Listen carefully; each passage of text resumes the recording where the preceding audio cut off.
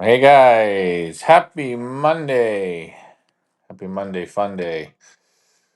We're using the iPad tonight. Hopefully it's not echoing. Sorry for the delay. We had a little issue. So I hope this iPad's going to last as long as it lasts. That's when the show will be. It's got, Can you plug it in or? well, I can't do everything at this time. Oh, I don't have a cord long enough. hello, folks. That's Ricky. Ricky's on. Ricky's with us. Good evening to everyone. Reminder: the show works better when you guys participate, so don't be shy on that. We are going to talk pigeon racing. Please let me know if there is an echo. I don't think there is. I can just slightly hear myself through the So- microphone. Are you saying, Ryan, that I am a bit shy, or because he's is that indirect comment? Who said you were shy? Did I say? No, you said don't be shy. Oh, I'm telling the people not to Oh, be shy. okay. I'm not. You're never shy. You're not a shy kind of person. Sometimes I'm quiet, But then that's not then I shy. explode. Okay, so You do explode. Explosion. So this is the Monday Night Family Show. Nelson is with us. Michael Peevler is with us. Okay, so that is good. That is everyone has started to come on.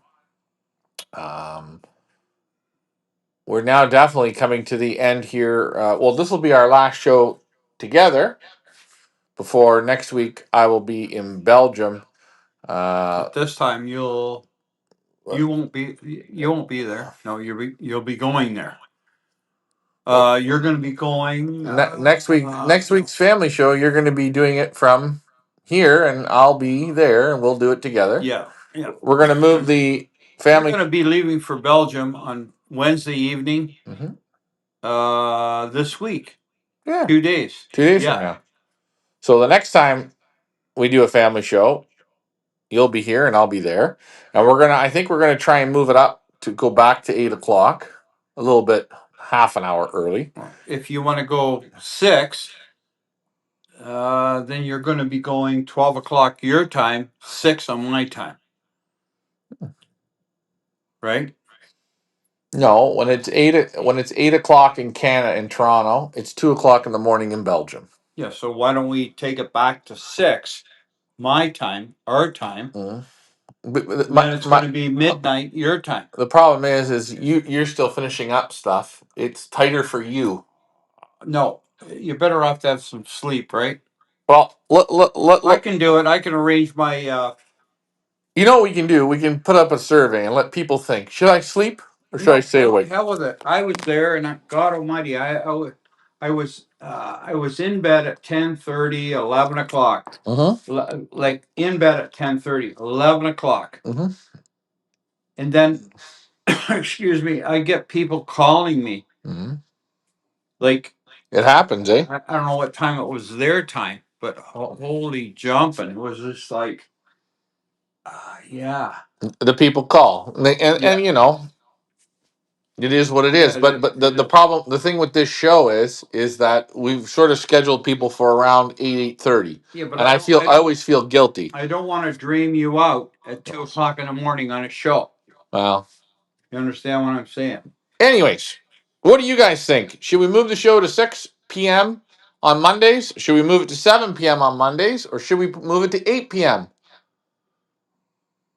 What do you guys think? You post What in time? 6? 6, 7, or 8. Crazy tailwinds. Yeah.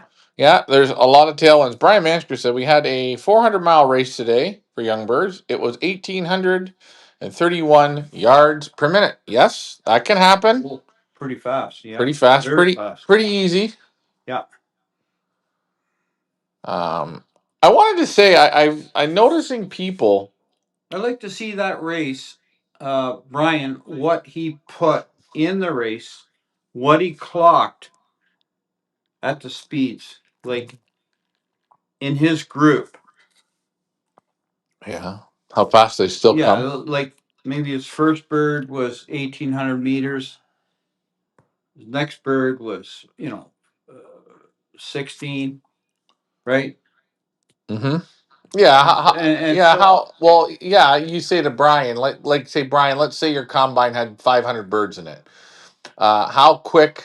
I mean, how quick did most guys get their birds? Like, if you sent 10 birds, did you get all 10 in the first hour, or how did they come? at that kind of speed, But how many birds did Brian put in? And they at that kind of speed, he should have had them I all well, in within maximum 10 minutes. wow. The problem That's what I would say. the problem is it's still 400 miles. It's still 400 miles, and I still don't think I don't think they'll. 400 miles at 1,800 meters. Yeah, but I still don't think you're going to get them like you think. Because there's still a lot of piles of shit out So there. I'm going to argue with you. Well, you can argue. 400 miles, Hmm. and the birds in his group, combine or whatever you call it, they got them in 1,800 meters at 400 miles. That I seen pigeons that were worked extremely hard. Mhm. Right, only 2 daybirds out of 8. Okay, Hold hold on. on. I seen that. Out of that speed? Not that speed. No, That I'm speed's talking going to about help you. speed. He That said yeah. 1,800 meters. I think you should have most of them home within 2 to 3 hours. I don't think you're going to get. I don't think you're going to see 400-mile young birds. Excuse me, 1,800 meters. Birds coming from 400 Okay. miles. All right. Let's see how long they got them. Those suckers, Brian, how all many his did you? best birds should be back. I would say Okay. within max an hour. Okay, an hour. Done. An hour. Done. All right. At that An hour. speed. Okay. You got an echo on here. Eh? That's okay. Don't worry about that. That's what I would say. ABC. Wait. I won first 5 in the club and combine this week. Not Brian Nelson. Good job. Hey, you bought the German cock. You see, I told you he was nice, eh? You got another steal. And you know what? I want you to thank everybody for letting you take that one. Daniel Herman says 6 p.m. would be good for him. And he's in California, so that's three in the afternoon for him. Thanks, Daniel. My local club ended, got too old, or quit the club. Randy says hi, everyone. ABC Lofts 302 says I'm no longer to have birds in my property because I no longer belong to a club and had to get rid of all my birds. Yeah, isn't that something? I would just keep hold birds. Hold on. We have here, you know, we called right the Tiger Road. people here. We fly in a Canadian Union, and then we have a situation where some fellow has trouble, where he's got to get rid of his birds because of the neighbors, whatever. The union doesn't step in and help this fellow, and that to me is a cruel situation because they have a lot of people paying into this union, the Canadian Racing Pigeon Union, for example, or it could be the AU if you're in the States, or the IF, and you're paying into that union. They're collecting money year after year. You're in a union, and then you end up running into a situation where a neighbor says, "Oh, I don't like this," and you're also a member of the club, which uh, in our area, if you're a member of a club, you're automatically protected by a union, the Canadian Racing Pigeon Union or the American Union or the IF. So I'm saying is, why should you be told you have to eliminate your birds because of a township issue? Township says this or township says that. Yeah, well, It's not right. Where's your union? And we've had situations here where ourselves, we had an issue with. Let's get on with it. Hold on. With I a don't want to go in a combine- circle. Hold on, with a combine. Just let me finish.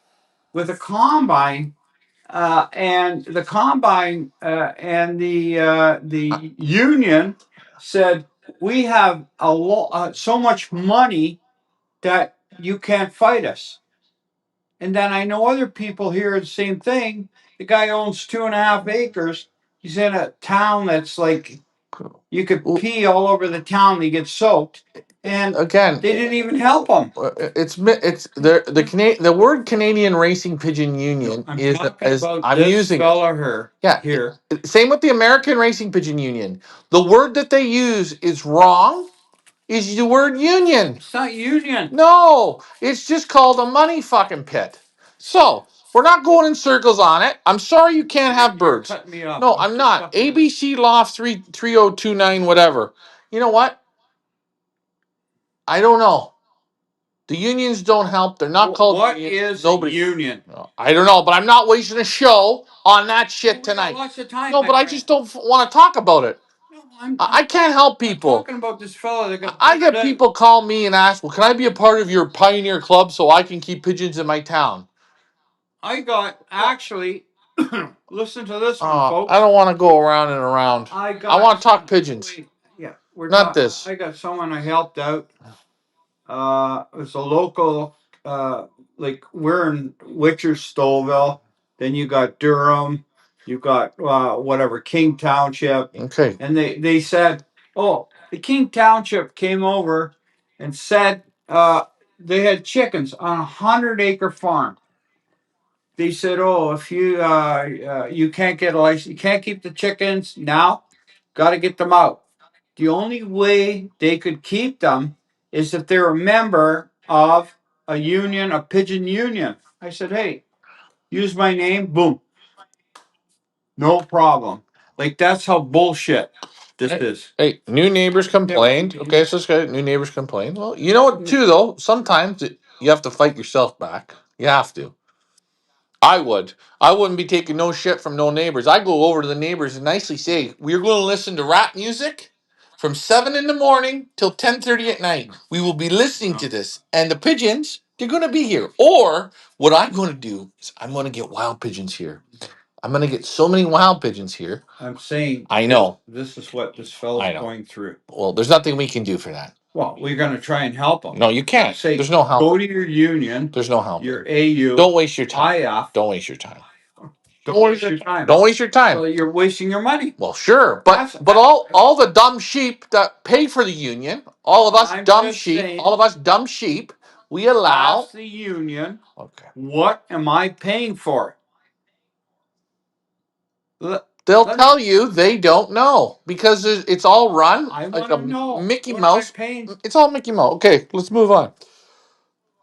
What are the top 5 things that you've learned from your trips to Belgium that have helped you take care of pigeons better and be a better pigeon racer? Okay, I'm going to answer that question. Okay, go ahead. Your answer. That question. Go ahead. Okay. Answer it. What have you learned, Ricky? Number 1. This fellow here has been raised in pigeons for 43 years. Number 2, he has learned a lot from home. Number 3, he's learned more going on the trips, not trips, being there working. Okay. Number 4, if you want to learn any more about that, number 5, come on the trip and you're going to learn probably maybe a quarter, as long as what your brain can observe. So there you go. I'm just saying. No, you Think it out. I'm just saying, come on with the experience. And I know people in this country. Hold on. Okay, I'm on. Yeah, I am. Hold on, hold on, hold on. I just want to see if the camera's going to come back. Back now. No, the camera's not back. We're in a jam. There we go. Is the camera okay now? Not there, dude. Yeah, camera's on that screen. I don't know what it's doing. Old Let me know, guys, if you can still see us or if it's not working. I took down the stuff off the screen. Hold on 1 second, guys. Give me a second. Make sure that it will come back. Oh, it's come back, but we're froze on that screen. Are we froze on your screen, guys, or is the screen still moving good? It's okay. All right. So we're just going to have to leave it the way it is. Hopefully she'll come back. All right. It just froze on our one little screen. So, anyways, Uh, the question that you asked, what I was saying is, I lost my frame of mind. Um, the years that this fella had, 40 years in pigeon flying, and you're asking the question. I think it's a good question. No, that a very good question. What has he learned? I think you've been going over now. What? How many years? So, 3 or 4 years. I think 7 years. 7 years. 7 years has plussed this brain after his deduct that 38 years or whatever years has productive his mind. And I have learned a lot just by negotiating with him. Discussion. I've learned a lot more. So you're asking a question that is very It's a hard question. It's a hard question to answer. what I'm saying It's is a hard I don't question. know where you are on the map, but I think where are that you on the map? no. I think what he was asking was in the years that you've been, what are the 5 best things that you've picked up on? I don't think he was being Daniel wasn't being. I don't think it was a bad I don't question. care what But the but but I'm man's saying. name But what is. I no, I'm saying he was one who asked the question. The best question. Oh, Um, what's the best? What's the But- 5 best things you learned? I think you should go on the tour and then you'll figure it out yourself. No, but you won't learn that on the tour. You learn small. Listen, here's the thing. You learn. You learn small things on the trip. Yes, and the thing is Yeah. that you learn. And we're not Hold on. what I'm saying is Hold it on. depends on where your mindset is. Can you absorb? How much can you absorb? But believe it or not, sometimes you learn stuff when you've heard. Oh, you hear that one breeder does this. A month goes by, another super breeder does this. Same thing. A week later, another breeder does the same. Then the same. Okay, you start to hear the same things. There's certain songs that they all sing that's the same song. They may word it a different way, and those are the things you pick up on. The feeding or the scraping of the loft or all that shit those are little things, but those aren't main things. Main things are they will repeat themselves through different top flyers in different top countries. They will repeat themselves, I and you have to listen for that. I noticed today, for example, I had my birds out loft flying today, and I watched them. We had heavy wind, and I watched them how they were performing in heavy wind, Mhm. and I watched. They didn't get a lot of elevation. They kept turning. So I'm watching that. That's a study I made, Okay. right? Okay. How's it going, Brandon? Good evening, Genetic Potential. Congratulations. We're going to talk about wins in a moment. Milton from Hawaii. So I don't think I can give you 5 things. I think I can give you a lot of things that I knew prior, but the more superstar pigeon men you talk to, and not doing an interview or just talking to them at the bar, at the pigeon show, and going over to their house looking at pigeons. I'm not saying on a camera, just just random having dinner talking, and that's when you hear the the song. I call it. I call it song as well. 2 or 3 years ago, I think it was 3 years ago, Mhm. before the Yeah, pandemic, whatever they call yeah, it, the pandemic. Yeah, the pandemic. We went to Annex Gochan. Emil Denny's was in her nice place that she had there. Is that working? yeah. I'm just guys. Make sure the camera's still working. Let me know. I want to make sure that people know I'm still here. That this isn't like phony stuff, you know. There you go. Oh, there we are. You're still on.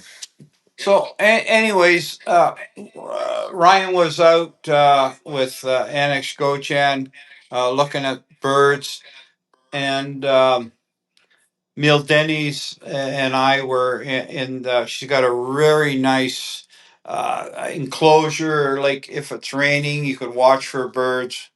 Windy, you're in there. If it's hot, she can open the doors up. It's like a very nice place. And I'm talking to, is that working? Yeah. I'm talking to Emil Denny's and his family. They've been in birds 100 years plus.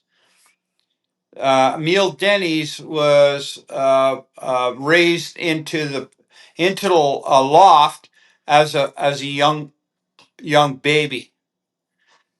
And so that goes to show you, uh, this is 3 or 4 years ago, and him and I were sitting there shooting the breeze, and here am I. I'm 70 years old. He's probably I don't know, 79 or 80, and he is far more a man than I am. I gotta get off this thing. This is, and him and I were sitting there shooting. Yeah. The breeze. Fucking bullshit. Oh, something's going on with this phone There. here now. Get rid of that. We'll go to this. Okay, we'll go to that one. And we were commuting on the same level. So it's like Emil Denny's, or I would say, well, Richard, what have you learned from talking to me? Or Emil Denny's, what are you learning from talking to me? We're on the same level. I'd say this, like, I don't know if you guys know it. We're the same level. It's like good bakers, they're on the same level. Watch Johnny crack eggs, watch him crack eggs. We're on the same level. So you say, well, what have you learned? I think the old saying is, we forgot. What is it? We forgot. I forgot more than I learned or something. All right. So yeah, I again, that's good and all. And what I'm saying is, if you go on the tour, as long as you can absorb, you will absorb more than I have already remembered. That'll be something that you're going to absorb. You're going to absorb this, and you got to be able The to whole thing absorb. is the whole thing is there's a lot to absorb in A one lot. one trip, and the more you absorb it, the more you absorb. The more you go, Okay, so the more you absorb. how many points would people absorb? Everyone's different. And the way I look at it too is, if you talk to, I'm gonna say, I don't know. hold on. Why are we going in such a deep a circle? person like me, talk to me for an hour. how much will you absorb from me in 1 hour? But if I talk to maybe you and 10 of your friends all around me, if I don't absorb nothing, basically, it's garbage. Okay. So Let's move off You're this. gonna come and absorb. No. Absorb. Yeah, that's what I'm saying, right? The question was, what were the things that you took from it? Yeah. The question He has to go on the show. Right, no. You can't tell the guy. No. Coming Yeah. on the trip does not mean you will be a better pigeon man. You will be. No. Oh, If you don't absorb anything, you will not be. no, then you're a dummy. Well, hold on. I don't know what you're going to absorb. I haven't know. I don't know. I don't know that. Okay, you want to absorb something from me? Oh, Give your pigeons clean water every day. Bang, you absorb. okay. Oh, I don't do that. Okay, well, All right. you're going to absorb something, right? Feed that much for Good. 10 pigeons every day, twice a day. Oh, now you absorb. Oh, can you remember? Can you do it? Yes. There's a lot of things you have to look at when you're coming on the trip. And the problem is, it's very, I will say, in a great way, it's very not overwhelming, but you're going to see so much stuff that you're not used to. There is a lot to absorb. For instance, Jeff Henderson came last year on the trip. His brain is already past the initial, okay, this is what I'm seeing. He's going to absorb probably more this time than he did last time. Mm-hmm. Right. Now, Hey, it is what it is. And I tell people when I do those loft tours, okay? Guys like Mike Green, certain guys, I tell people when I do a loft tour and it's an hour-long interview, you're better to watch it today, wait 3-4 days, watch it again, wait 3-4 days or a month, watch it again. The ones that you like, and you will pick up more and more and more. But remember, with Pigeon Men, you have to learn to read in between the lines. In between them. Because if you can't read in between them, you're not going to get what they're saying. You know, for instance, a key thing in Belgium, they will tell you a lot. Oh, we do a lot of training, a lot of training, a lot of training. Or they'll say they don't do a lot of training, but we do a lot of training. We don't do a lot of training, we do a lot of training. You got to think what training is. For them, training is loft flying. Road training will not be a lot, or they won't make it as if it's a lot. But they do a lot of loft flying. Mr. Teal says, I've watched them all 15 times. Catch things I miss every time. You see. And guys, that's the trick to it. When you like a breeder, and even you know what? If there's a breeder you don't really like, if you watch the tours, you'll still pick up, you'll hear the song that they sing. For instance, I have no problems going out and spending good money on good pigeons from good small loft, medium loft, large loft, if the birds' pedigrees are loaded the right way. And he's a trustworthy guy. I'm into the pigeons. I will buy them and the pigeons will produce. I have to, though, put the work in. Pigeons don't do it. There's no such thing as natural. Okay? You don't wake up with big arms, six pack, big muscle chest unless you put the work in. You can be born with the genetics, but if you don't do the work, you don't get it. Moving on. Never take advice from a pigeon man that you have something to lose against. That's what he's learned. Well, sure. Pigeon men always give other pigeon men in their area a lot of bullshit, what's it called? Little things. They tell them little white lies or little, I used to say, guys, well, how are your birds flying? I said, well, I haven't let them out yet. Well, the first race is next week. Yeah, but I like to leave them in. First time in the basket's the first race.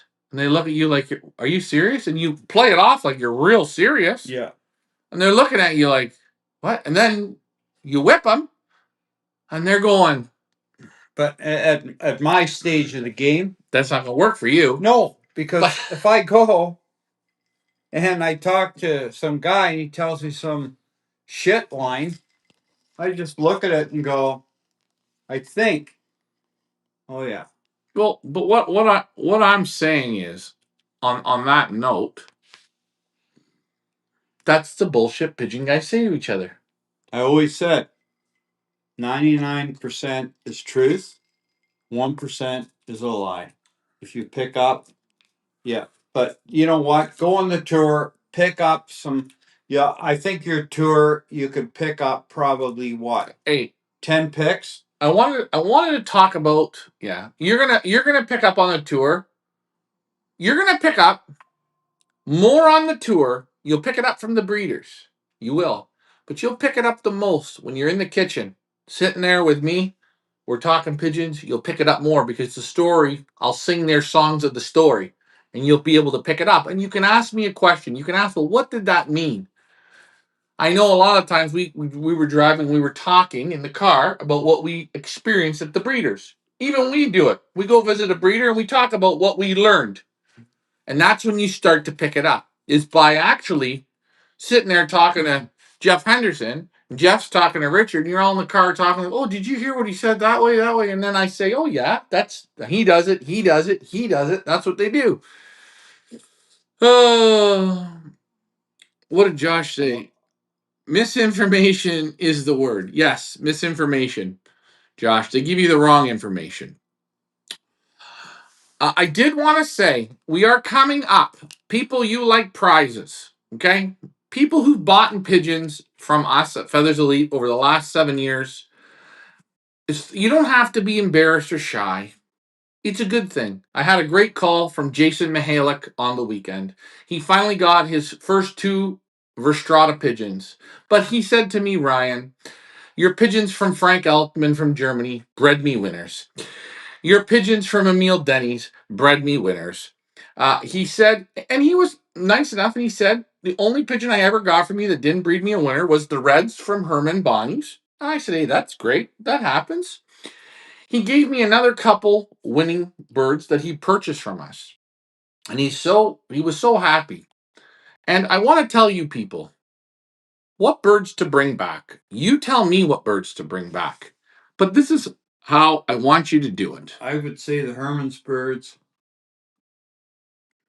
This is what I wanted to show. Okay. This is what I wanted to show right here. We're giving away again. We're going to give some prize money and some prizes away this year.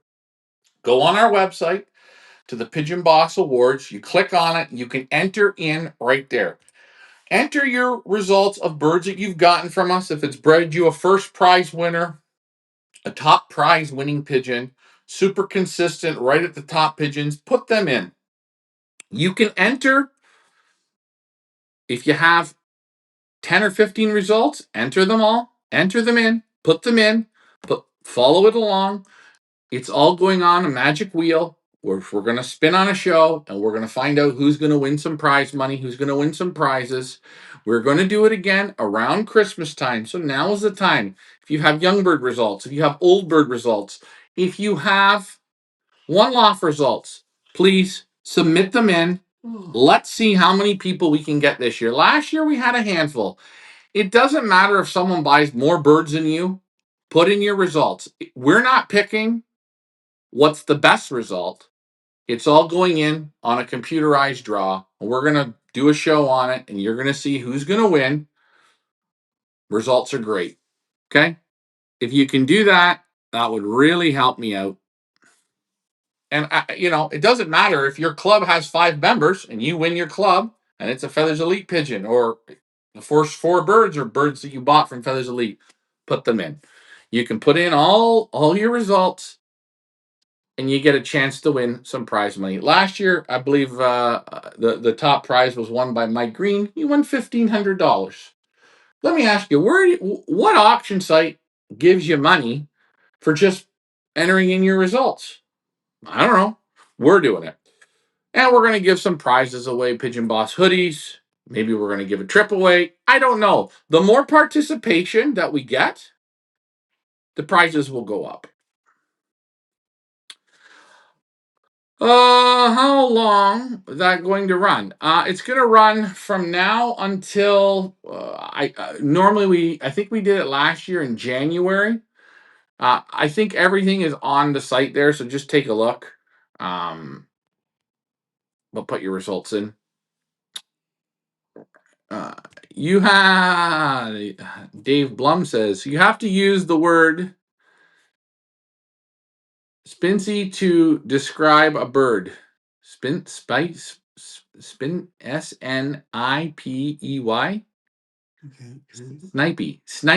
Mm-hmm. Oh, you have to use the word snipey to describe a bird. Could you explain? Oh, you've used the word. Yeah. Snipey is sometimes I find when pigeons are the face. They got a real long snipe. It's like a snipey long face. You'll see it a lot of the times with inbred pigeons. The face, the heads aren't as round. It's more squarish, longer. How would you describe it? Yeah, snipey. Yeah, Snipey can be they even have long, flat head, very small in the body. Yeah, not a lot of pigeon. Not a lot of pigeon. Inbred. Inbred. Like hate to say it, barn plug type with a little more body on it, maybe, but barn plug type. Yeah. Snipey. The vent bone's very weak. Not much, a lot of muscle. Look on the keel. Look at this. Josh Dribley. I think I won 6 or 7 races with the Geert and Leander Munich pigeons we bought from you. You didn't buy them from us. You bought them from our auction site. That's great, but that helps us. And you know what that helps? It helps our breeders. And it shows people that do want to buy pigeons off of our site that you're going to get quality. When are you leaving? I leave on Wednesday of this week. Which is 2 days from now. Yeah. 2 days from now. Gavin Hunter, Soviet Union. I don't know what you're talking about for the Soviet Union. What else was I going to say? So for those awards, you could put those in. You can start entering them now.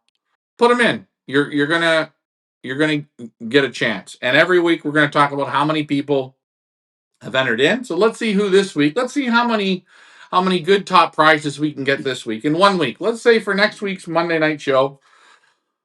Let's see how many people will do this. So when you get off tonight, you got results. Put them in. Now, another thing I wanted to talk about.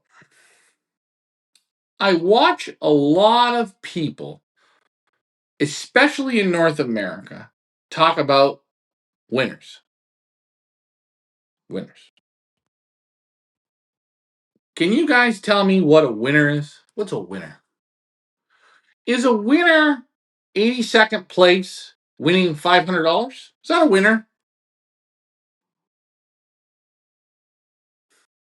No. That's not a real winner. I look at people selling pigeons and they say, oh, in the pedigree, it's full of winners. Just full of winners. 61st in this race. Another child bred 252nd prize winner there. Another child from that one bred 48th place in a combine. Another child bred not first. There's no firsts. There's no firsts. Prize winners, money winners, not winners. Please, guys, when you seeing people post on Facebook, and I see a lot of these Canadian guys, they're bragging about all these winners. There's no winners. There's no winners. I hate to say it, almost zero. You know, and what's so funny is people, if you keep breeding from 200 place, I'm going to use this word, 200 place money winner at the Hoosier. Okay, keep breeding out of those birds. You ain't never going to get to the top. They're not good enough. Listen, I seen Sam Ferreira made a post. I think it was Sam. What do people think about prize money payouts, right? One-off races. The only sport in the world that's giving away participation trophies is pigeon racing. One-off racing should be first, second, third on every race. First, second, third on every race. Champion bird, first, second, and third. Done. Keep the prize money way up. But all the races that do this, they will have no birds because people want the pyramid. People love coming, and I'm not going to lie, who doesn't love coming 100th and winning $1,000? Does my bird that came 38 minutes behind the winner, does he deserve that 1,000? No Did way. he earn it? No. No, he didn't. He was just a good old glorified pile of shit. Came. He came. That's it. But I'm taking money from a bird that earned it. I'm sorry. But on one sense of it, oh, Hey. good, I made my money. I made some money. Hey, Ugh. hey, listen. You go to a horse race, the first horse that crosses that finish, even by a nose, by a hair, by a nostril, a hair, he wins. I don't know in any sport if there's real ties. Running, hockey team, tied game. They're into the third period. Tied at the end. These people know. They play it right up till the end. Let's say these people they know. When you're sitting across from your wife playing cards, there's a winner and there's a loser. Yeah. But in pigeon racing, you know what it is? Sorry to folks. I don't want to hurt your feelings. You're a bunch of friggin' crybabies. You really? Well, guess what? I was 50th in this race. There was a 1,200 birds. I got 50th. I'm a winner. I got $800. And the other I'm a winner. I'm sorry, but it's a sickening story. Hey. I heard a guy. He was in the Hoosier. He was. They had some friggin' trial. I just call it friggin' trial. Last week I was 720th. Next one, if I hope I can get below 600, like 580, now, then I'm gonna win $500. Big friggin' deal. Like, I'm just saying. I'm sorry. You sound like I hate to say it. I hate to say it. You sound like a fool, man. I got another issue. When you go to the casino. I got another issue. What? I watched a video today. People are at the Hoosier, 70-mile trainer. Nice, eh? He opens it up. People come and watch a 70-mile trainer. Okay, it's good. Yeah. I like this. People put the video on. I watch to see my dollars and my cents. My dollars and my cents in action here. I want to see world-class fucking handling. I want to see it, eh? Right. Pigeons that have already been to 2 races. I'm analyzing what you say right now. All right. I want to see and go, shit, that man's got him. He's got him. I see pigeons come. A group come from here. So, birds. Okay. Everyone says birds. I hear a guy blowing a whistle. Blowing the whistle. Like, the birds come over and they dip and dive. 7 birds. Dip and dive. Feel good. 70 miles. Okay. He blowing the whistle, blowing the whistle for 40 seconds. All of a sudden, a group of 70 come. He was out of breath. They had to give him respiratory. He's still blowing the whistle. 70 come. Hold on. Blowing the whistle. 70 come. Wait. Blowing the whistle now. A minute and a half's gone by. Another 90 come. He ain't blowing the whistle. Group's getting now bigger. Group's getting bigger. Oh, shit. Blowing this fucking whistle. Hey, stop. You didn't send them right training. They got lots of fly left. You didn't listen. Let the birds just fly. Quit your bullshit whistle. It does not do anything. Stop. It just sounds to me like you can't play a fucking instrument. That's what it sounds like to me. I hate to say it. Now, it's like showtime. If you're you're a singer and you're on the stage and you're singing and you got a bunch of chorus girls dancing while you're singing, it takes it off of what you're singing, right? So this is bullshit. Hold on. Get a load of this again. My birds, when they come home from a race, they hit the barn. I don't care if they're 20 kilometers, 20 miles, 50 miles. They hit that barn and they come in. when you get a group come, they hit that bar to come in. And again, I was in Belgium for 2.5 months. Cyril Lambrix, he's flying against 30,000 to 50,000 pigeons. Although he is flying in 65-mile race. Now, literally, his landing board is 2 feet by 2 feet. Folks, and he's there. I'm not kidding you. On race day, I watched it. We had actually people sitting every weekend at his backyard. He's got his arm on the landing board. The pigeon comes. Boo! The pigeon comes. Boom! Hold on. Right against and right in. Did you hear that? Did you hear the length? Did you hear the length of the whistle? Yeah, just boop. That's it. Wait, boom. Was he playing the instrument? No. Now, hold on. Oh, I'm gonna say one thing. Cyril Lambrix, he has a heart condition. He can't too much. A little bit of on the arm. The landing board is 2 feet by 2 feet. The pigeon comes, boom, right in. I'm not kidding you, folks. This is no lie. Hold on. Now, I was talking to a guy that I think's a pretty good pigeon man. Mm-hmm. Ian Sybil.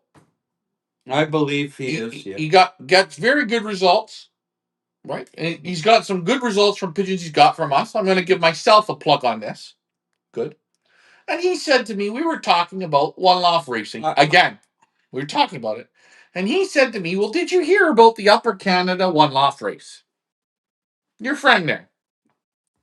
I'm flying there? No, your friend over there, Upper Canada. Andy. You know Andy. Oh, yeah, Andy, yeah. He said not my friend. Well, listen. He said to me, Ryan, I didn't know because I wouldn't waste my time going to watch that. Okay? I seen that when it showed up, and I didn't see no good in it. Mm-hmm. Sorry. I'm going to call Hold on. After your show. He said to me at 10 hours on the wing, or 9 hours, at 350 miles, he says, Ryan, let me ask you, how do your birds come in? And I said, oh, you'll be lucky to see them. They should hit that hard. Yeah. If they're right on, they'll hit real hard. And if they're real good, they'll hit the board and bang, go in. 9-10 hours, sometimes they'll hit that board, stumble a bit, and they go right in. Now, hold on a second. He said, oh, yeah, they have to throw stones at the bird on the loft. Did they? To go in. Oh. Now, it's funny because we had to pick up birds for a client of ours. Let me finish this off. Right. We had to pick up birds for a client. Let me finish this off. Pick up birds for a client. My experience. Yeah, I'm gonna walk into it. Walk us into it. We have to pick up birds for a client. I have to hold the birds until it's time for him to take them. And I had to receive the birds from there. My first impression on the pigeons, they're real heavy. Yeah. Real heavy. Okay? I didn't tell you that. Handle them. And these are pigeons that just put out anywhere from 11 hours, 11 hours to 17 hours on the wing in 2 days. 5 days later, they come back and they got too much, what I call bulk. They're too bulky. But okay. I didn't say nothing to him. You handled the birds and you came in and said, these birds didn't fly that distance. That's what you said.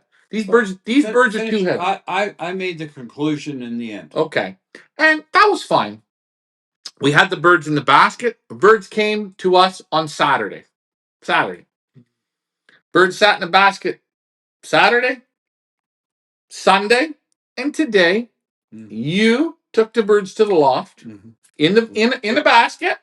You took the birds to the loft, and you took the birds in the loft. You take it from. I actually mentioned it to you. Right, I know, but I'm just moving it along. Yeah, you're moving along.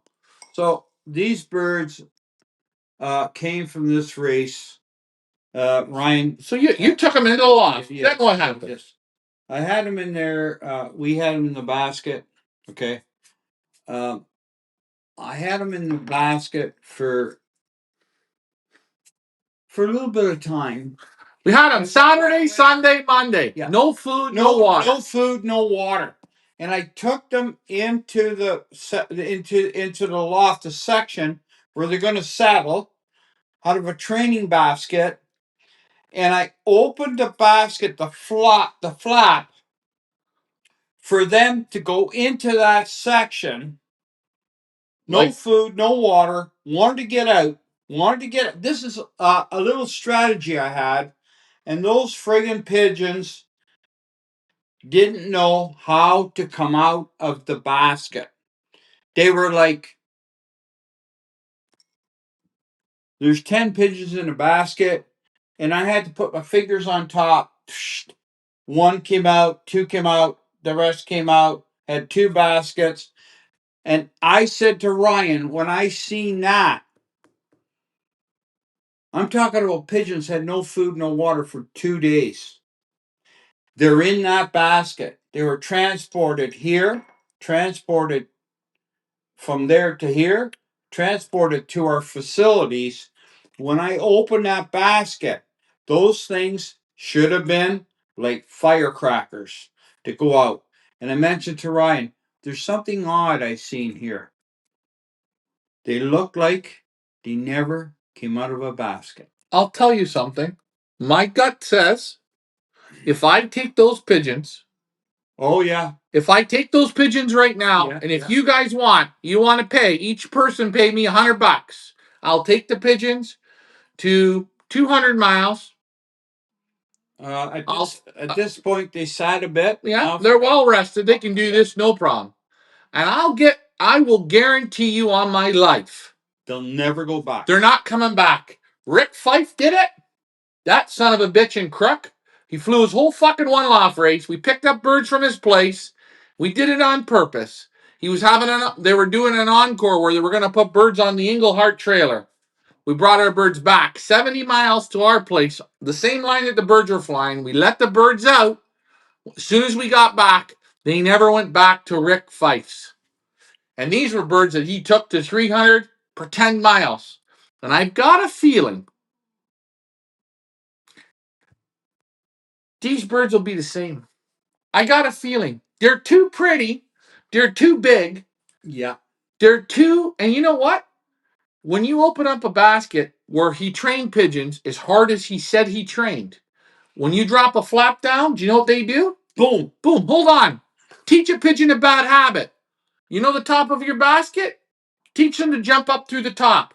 You only teach them one or two times that. And every time they want to go. They want to go. They learn it quick. But those pigeons, when he said that, they were fucking asleep. I actually mentioned it to you. I said I learned that when I took them over. I said, hey, open that flap. And they stood there, literally, folks. Like babies when you put them in. Like a bunch of. Like the first time Youngster, you take your young birds training, oh, never in a basket. What are you gonna do? And the other thing too is we're gonna push a few more buttons. They were 2 days, no food, no water. They should have been like, I gotta get out of here. I gotta get going. No way. So now, maybe I'm wrong. And I talked about it with you. We talked about doing that, taking these birds and doing it. And you know what we're going to do by doing that? We're going to do nothing. Because nobody will believe it. Nobody will believe it. All I'm going to say is, what's her name? What's my name again? Poochie? Elijah. Listen. You're working for your father. Learn something. If you want a crook, get the birds to come out wherever you let them go. They got to come out, man. Don't store them in a closet. And when you go to do it, Elijah, probably at this time of night, you're probably whatever you're doing. But I'm just saying, you could see it. I see it right away. Number one, he said the birds, the body weight was just not like they did that work. They're spongy. They're not hard. They're bloated. If you handle pigeons that trained over 1,000 miles, okay, On paper, he trained them very well. He always trained them in tailwinds. Fine. Very little headwinds. All the races were tailwinds, and then he turned around and buried them into a shoulder headwind. He buried them. The pigeons did not come in where the shit on race day, from what I hear. I wasn't there, but this is what I heard from a good pigeon source, Ian Sybil. Sorry, Ian. I didn't mean to throw you under the bus, but whoever you heard it from, I believe you would believe what they said. So, regardless, this is what I'm hearing. I never see this before. I've only seen it at a few races. And all those races, they're crooked. I'm going to ask you a question. Rick Fifes. Rick Fifes, what did they do? Fly around for 10 minutes and land in the grass. Guys, they should never see it. And I'll say something. At the Hoosier, if he takes them 70 miles, fine. They come home like that. They're dipping and diving. Great. Why are you sitting there blowing the whistle? Folks, if I take my pigeons 0 when they arrive, they're going to be in 2 minutes. And here's another thing. That's it. I got another question. 0. I got another question. Right? I can't believe this shit. I got another question. I seen it at the Empire there. I was there. It was a total friggin' jerk. The thing came from 300 miles, 500 kilometers. They came, black clouds, hard wind, shit in our area. They came. The guy had 14 on a drop.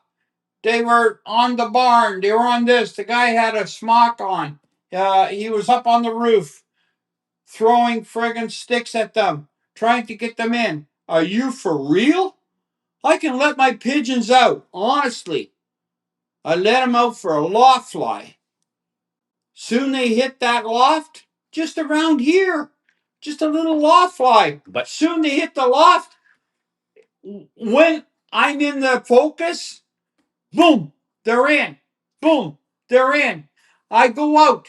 I shake the can. But boom, they're in. And you're talking about 300 miles, 250 miles, 50 miles, 500 miles, and they don't come in. They circle. They go on the lawn. They pick a pick. They go in the barn. They go in the tree. Hold on. Come on, man. That's shit. Real shit. I have to say. I hate to say it. I have to say, though, but. And any guy that says that he flies pigeons and he goes, well, I'm going to have to cut down my maple tree because it screws my birds from coming in. Whoever said that, I hate to say it, folks. He don't know what the heck he's doing. No, but when we look at this stuff, when you start to analyze, and I'm going to analyze one other thing, the Oscar De Vries race. It's a fucking train wreck of train wrecks. Now, I'm not going to rip Oscar today. I'm going to give him credit today. Oh, I'm giving him credit.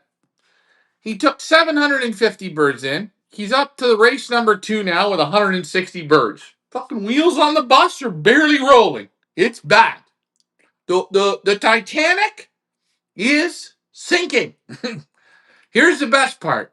He got the same birds from the same breeders as Andy did. Okay? Oscar can hands down outfly the whole group over there. He can outfly him. And I'm giving him credit on this one. Oscar, he did it. First time you're getting a fucking credit, my friend. Hold on. Now, he's trying. I'm watching him try. I'm watching him. These birds, he's got the same. They're not doing it. They're not doing it. They're not doing it. Whatever. Meanwhile, 45 miles down the road, the same people at the same time. On the same route. Same route. The same people sent the same birds. Yeah. And guess what? The big guy down there, it's all sunshines and rainbows, eh? He sent pigeons 350 miles, flying 1,100 speeds. He pulled 500 in the clock. I'm going to tell you.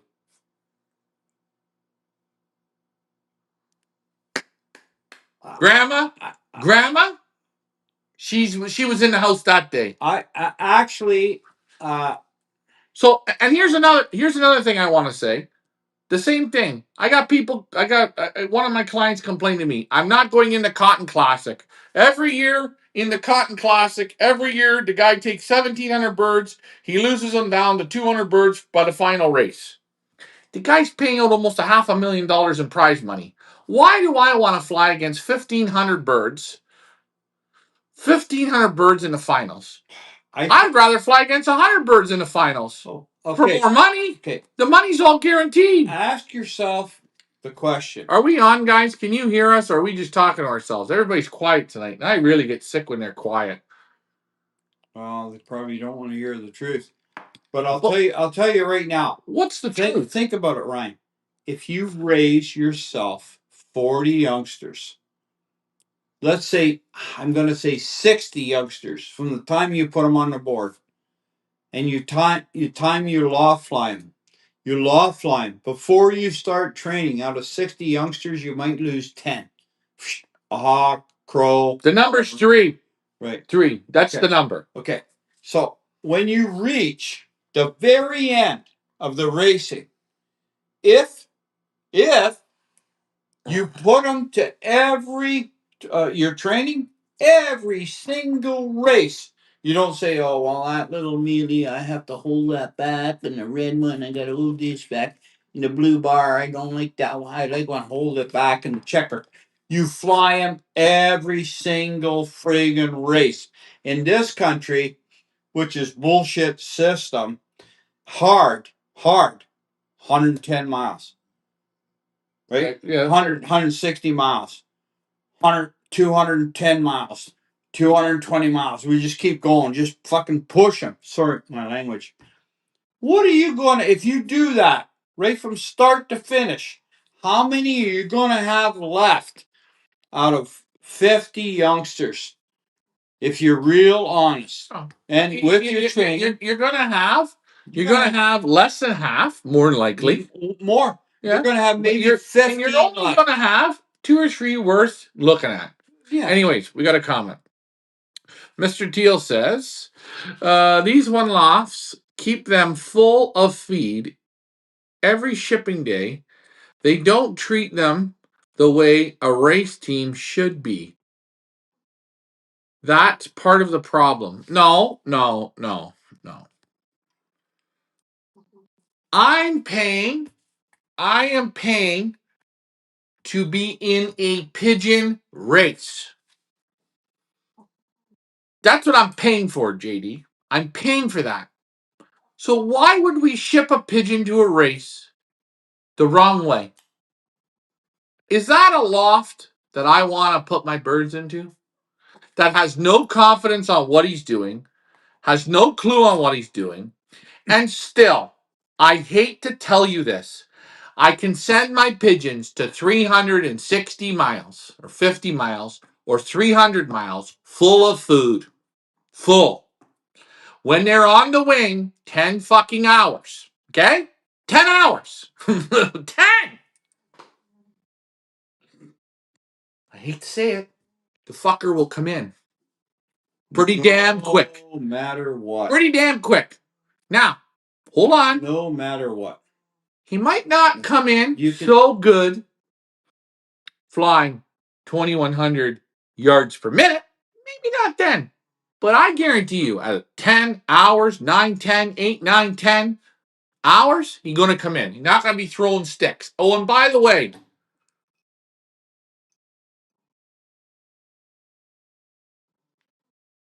when you teach him from the beginning at your loft how to trap, back the feet off and teach him. Come on. I look there over there, Andy and them, they don't miss a meal. Teach him how to trap. Back the feet off a day. Teach him how to trap. Try it yourself. Try it yourself. You'll lose weight. Try it yourself. Don't eat for a fucking day. And then the food's on the table. You're going to take your cane or your wheelchair. You'll fucking push it there and you'll start eating. Yeah, they don't. No. I'm sorry, but you're taking all the money. You're making money, which is great. But guess what? At least put on the goddamn show. Fuck the 50-50 raffle tickets. Forget all that shit. Make them trap. Come on. You know, I hate to say this, but if I was to enter 2 races, I'd rather be an Oscars race. You want to know why? The wheels are coming off the bus. It's shit, but he's got to be taking them the distance because nobody, those birds, he ain't going to make 5 races. He's going to make it with a small group. And do you want to know what? Same thing with the Peach Classic there, the Cotton Classic. Everyone rips them. Maybe he's the only one taking the birds to right spots. Maybe he's the only one.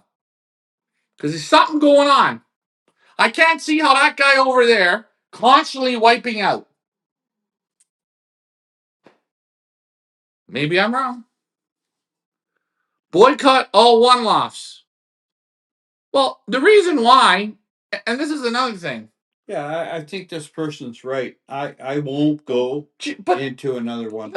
let's just think about something. A one-off race is a beautiful and it's a great idea.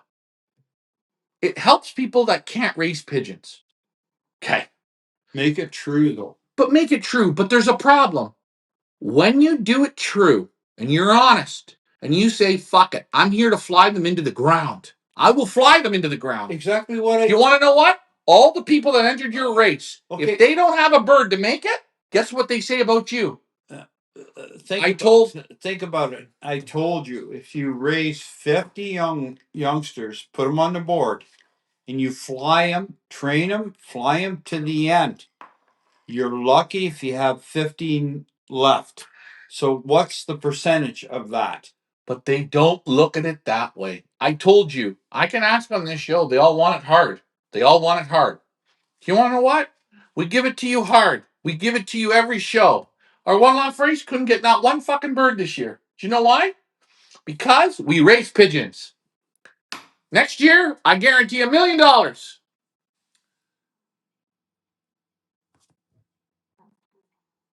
Guarantee money. We're going to make a pyramid. We're not even going to race the birds.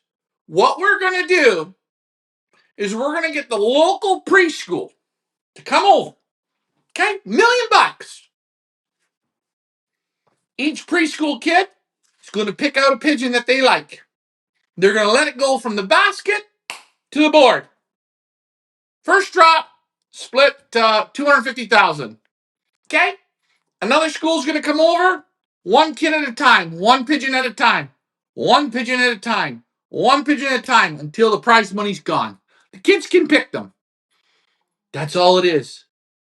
That's all it is. Because nobody, 90% of the people don't want real racing. They want to feel good. They want to feel good. I want to feel good. And you know what? When you're picking birds, oh, it's got this in the pedigree, it's got that in the pedigree. I know people will bring me birds. They tell me, well, this is out of this, and this is out of this, and this is out of this. Birds couldn't law fly. Hey, sometimes you send a bad bird. But everyone's thinking they're so great. These birds are so great. These birds are so great. Listen, out of 1,000 pigeons, 10 are okay. The rest, finished. But out of those 10, there's only one that's superior. They got to be done right. And the problem still, again, we talk about is this prize money. This prize money. Everyone has to get prize money.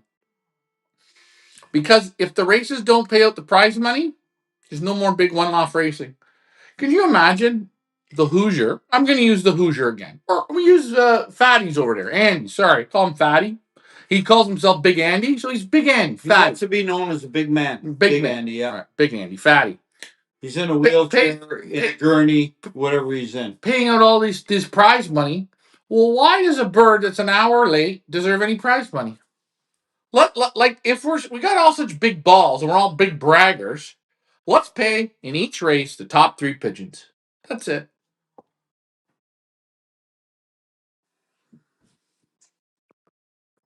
No one would go back, right? They all say, "Oh no, I can't go back." One loss has killed clubs. Fucked one loss, breaking the sport, and of course it's breaking the sport. When you see pigeons that have done apparently the work that they did over there, that were late from 350 miles, their bodies will be cooked. They don't just come back. They come back, but they don't come back like birds that have been sitting in an aviary getting ready for an auction. You know? And again, we're talking about this race, Fat Andy. We had the birds, right, from our client. We had to pick them up, brought them here, set 2 days in a basket, no feed, no water, with the flap.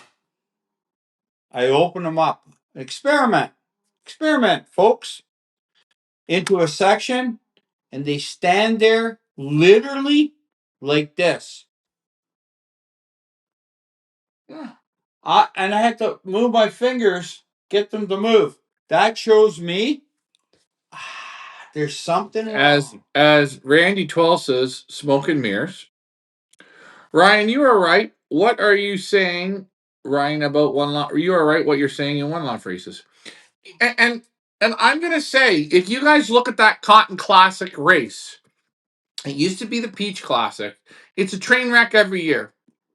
And I mean a train wreck meaning whatever system they run, they lose them down to about, for the final race, about 100 to 200 birds out of 2,000 birds every year.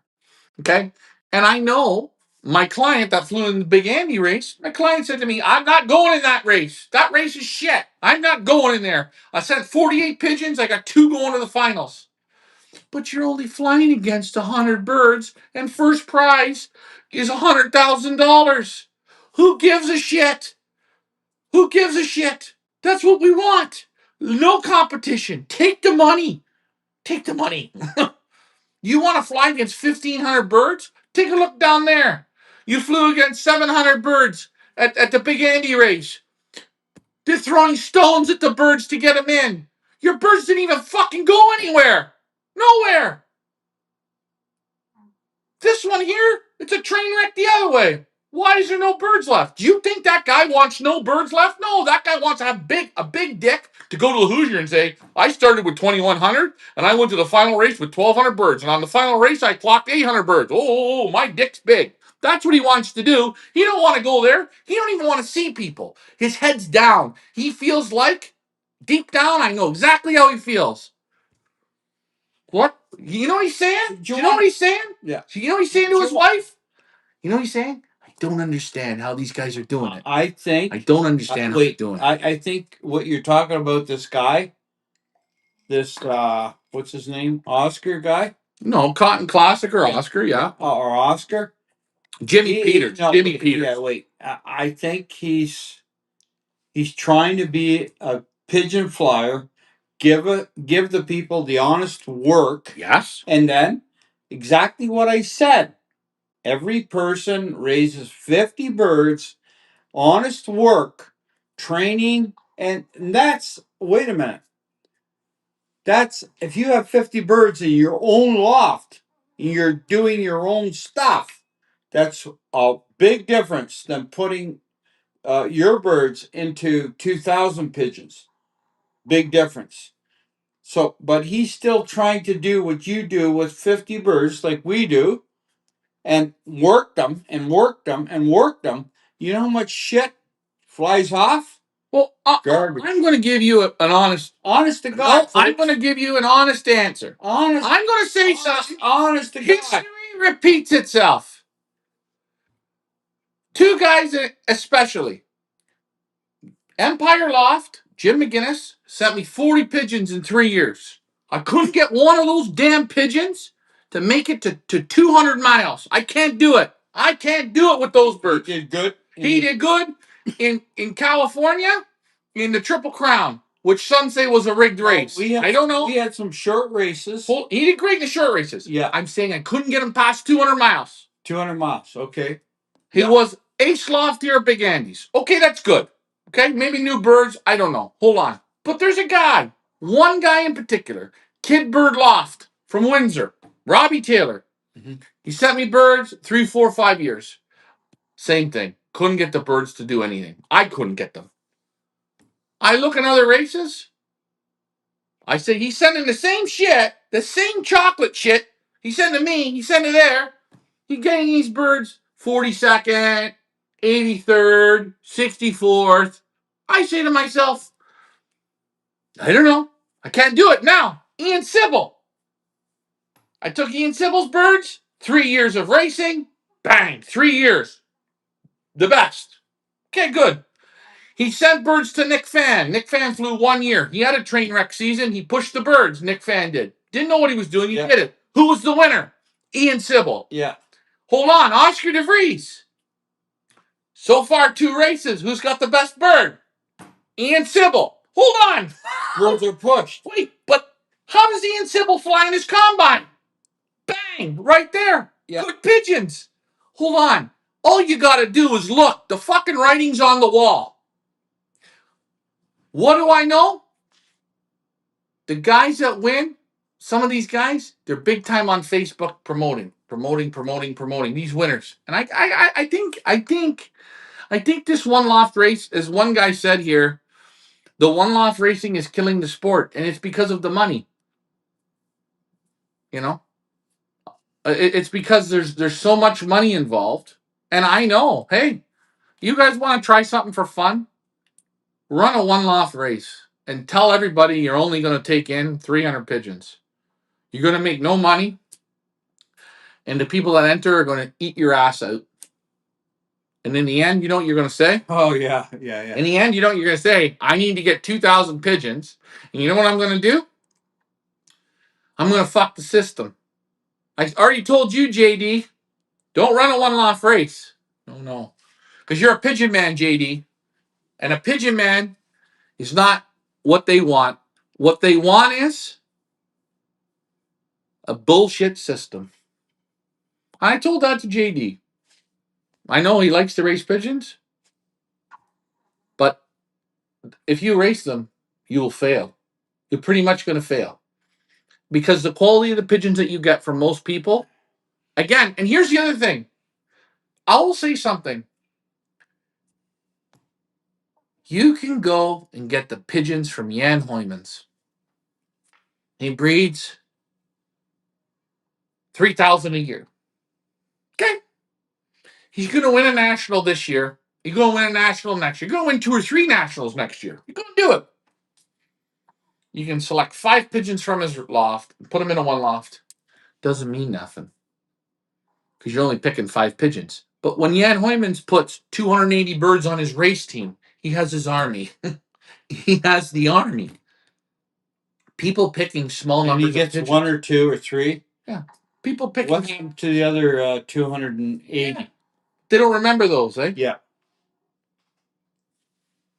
You did tell me that. Look, and I said this to JD because the one thing is, I know if I send JD pigeons to race, just no, not in a one-off race. Here's 20 youngsters. Put them on your race team. By the way, I don't give a f what you do. Play them the same way as you play yours. Push them the same way. I don't care. If they can't hack it, they can't hack it. There's no excuse. If you lose them all off the roof, the first day you break them, good. They're stupid. If you lose them training, good. They're stupid. If they can't keep up with yours, good. They're shit. I don't ever say, JD, you did a bad job. No. If they can't hack with the pigeons that you have hacking it, they're not the right pigeons. That's it. They got to be there. And I'll say, the problem is JD will only get 1 of me. And he will get 50 of, oh, JD, why did you let him out when it was foggy? JD, well, why are you using those drinkers? JD, I don't like wire floors. JD, I don't like it that your kids go in the loft and play with the pigeons. Wait, JD, I don't like your pickup truck. It doesn't have a towel cover. JD, I don't like the clock that you're running. JD, I don't like that feed. It's a very light feed. JD, I don't like the color of the water. Blah, blah, blah, blah, blah. Oh, yeah, 100%. You talk about drinkers. We had London boys. They won, I don't know, 5, 7, 10 grand here, 9 grand. in a one-off race, and the year after we're going to have one. And I can't remember the fellow's name. He said, "Oh, we're not coming back in your race this year because we didn't like you didn't have enough drinkers in the loft." Meanwhile, the guy won what, 9 grand, 7 grand? Yeah. Like, can you believe it? And these pigeons were pushed 9 races. probably harder than he would push them in his own club and combine. They were pushed. They were pushed harder. Pushed, man. They were pushed harder than a young bird and old Yeah, bird season put but- together. That, And you know what? That's fine. You complain about, and he complained about the drink. actually, I think that same fellow, hell of a nice couple guys. They came back. The birds were. We auctioned them off at the end of the year. The youngsters in that loft. What they pay? 11 grand to get the youngster back. No. They took their bird back. They bought another bird for $1,100. But I think, but besides the point, Hey boys, you know what? The way the trainer stirs the drink, if he's winning you money, correct? Brad Wogan, I flew his pigeons, got him in the money. He didn't come back the next year. I don't understand it. London boys, I got you in the money. You didn't like the drinkers. You don't come back. He told me the next year. I said, "Oh, you're gonna put birds in the race?" It was like, the following kind of year. Well, what did he win? 11 grand. He won between Nine- 7 9 and 9 grand. He won between 15 grand and 10 grand or 8 grand. No, I'm not putting birds in because we didn't like the drinkers you put in the loft. Wow. Oh shit. I'm sorry, bud. Wow. Hope you're watching the show. But wow. No, Wow. and the same Grow up. and the same guys that say there's not enough drinkers in the loft when we're together at an event. Hold on. Wait, ready? You want a swig, Rick? You have a swig. I have a swig. No. I'm not saying. We're all passing the bottle around. Yeah. Hold on. Is that proper? No, we should all have fucking glasses. Come on. And I like those guys. I like those guys. I just find it mesmerizing. JD says, I've set in the office OLR and listen to the guys call the owners. Bullshit. I look outside and the birds are still flying. I know. I done it too. And I will say this. In my opinion, I think the one loft race is the greatest invention in pigeon racing. I'll wipe it up. The greatest invention in pigeon racing.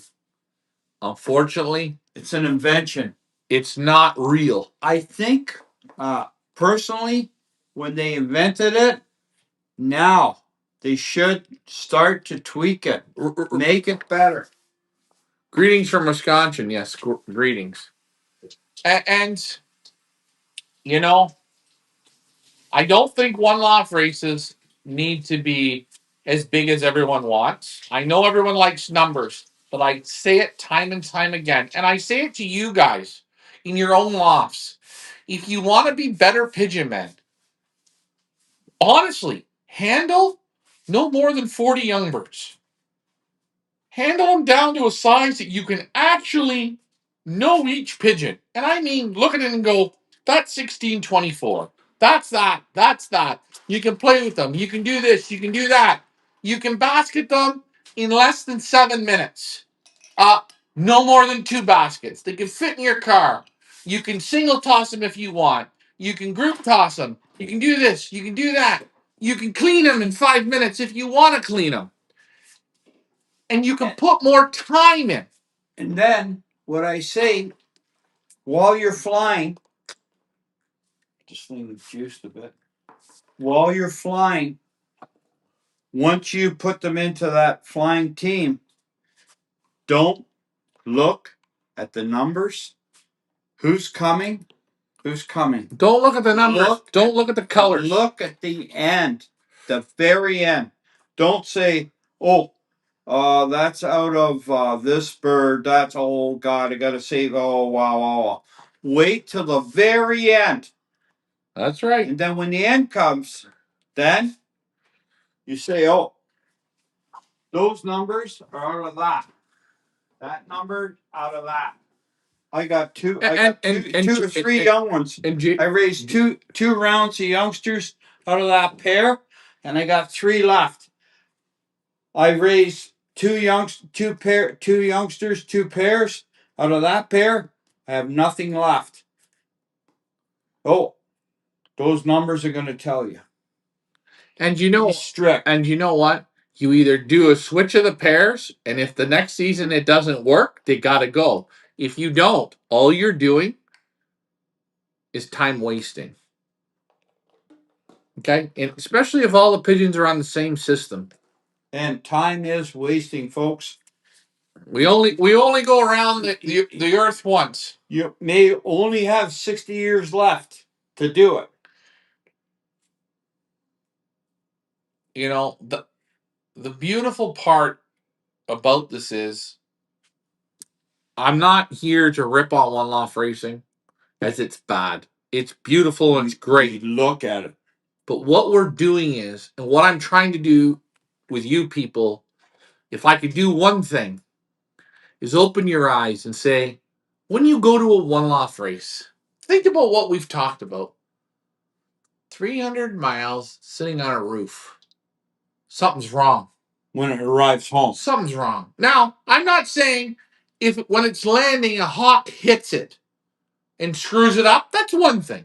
But just normal circumstances should be done. But if you start asking yourselves these questions, as Richard did, took the birds in the loft, opened the basket, dropped the flap like it's a training toss, pigeons that went 1,100 miles came out of that basket at least 40 times. They got to go boom like that, boom like that, boom like that. When they don't do that, that's a red flag. How many red flags before the wool's been pulled? I seen that today. I said to Ryan, I said, hey, something going on here. Open those birds up into a section. Holy shit. Hold on. Basket. We got it. There's a sensitive moment here. Who?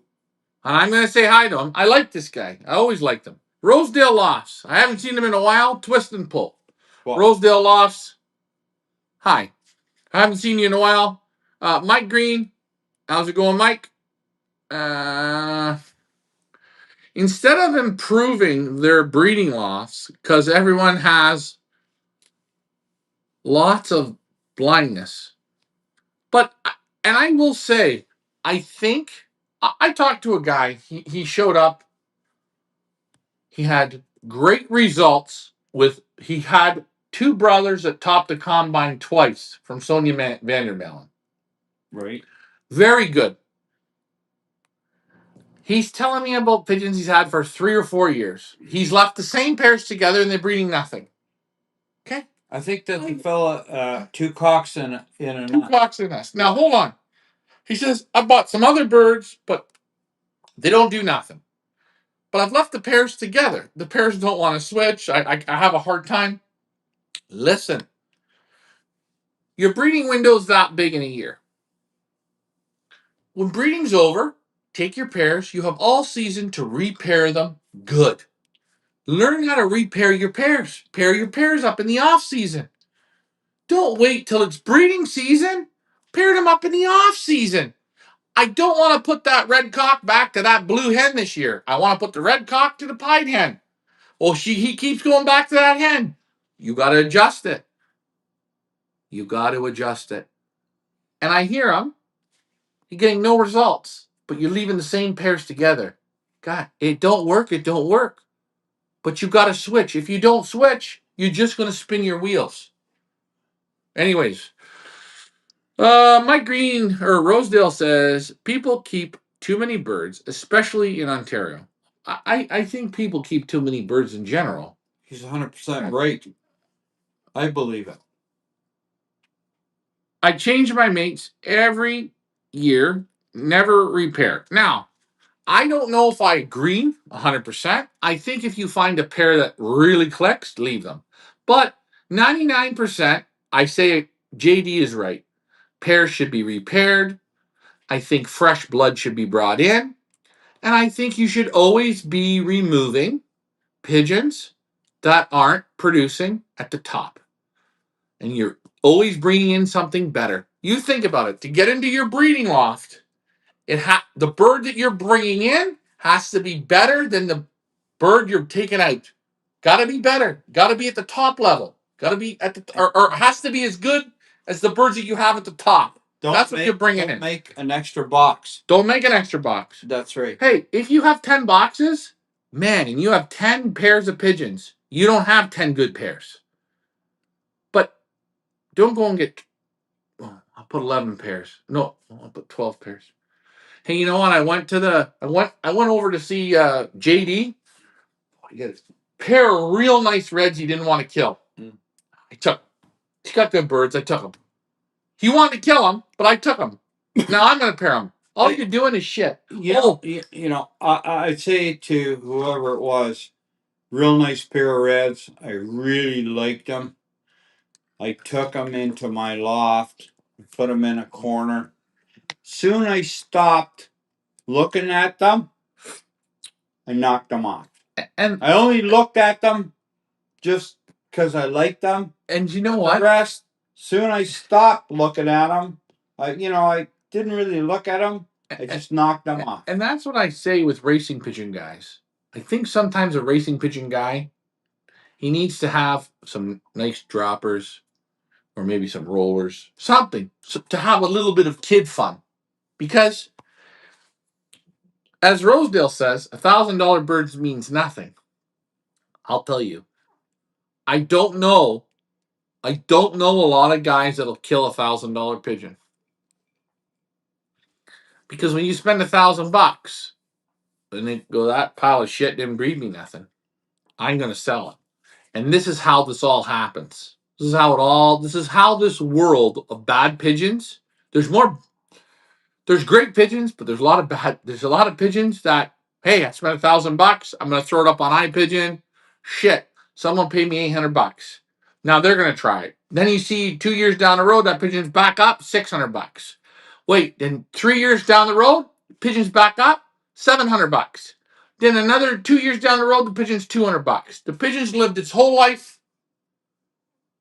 just switching lofts with no results. Killing pigeons is very hard to do.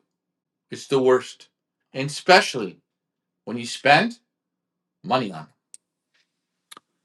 William says, my mentor tells me all the time about keeping keeping 4 crates of pigeons. You only have 2 hands. You only need 2 crates. I will say one thing. I never like whatever he said there. I think that's you got to think of it. Calculation. I never liked the word mentor because I find that's bullshit. I don't like mentor. But I will say this: what that guy told you was damn good, because you only got 2 hands, right? Yeah. You can get between 30 and 40 birds in 2 crates max. 40's max. Yeah, max. You're pushing it. You're grunting. You're grunting, right? Yeah. But it's doable to train them right and feed them right. I don't like the idea mentor. No, because that's just a word we don't like. Yeah, mentor is. But we're gonna say his friend, and I think your friend gave you. I'm gonna sing in the song, a very good song. That's a good one. I like that one. That's the other thing I want to say too. William got it. Listen, if you got youngsters flying or old birds flying, okay. Mm-hmm. My look at it. If you can't count them in the air, right? If you can't count them, you got too many. And that's right. Okay, you start off with youngsters, you got 40 or 50 flying, you can't count them, but then you're going to lose some. Next thing you got, Yeah. you get them down. You start, what you call it? Yeah. You're right.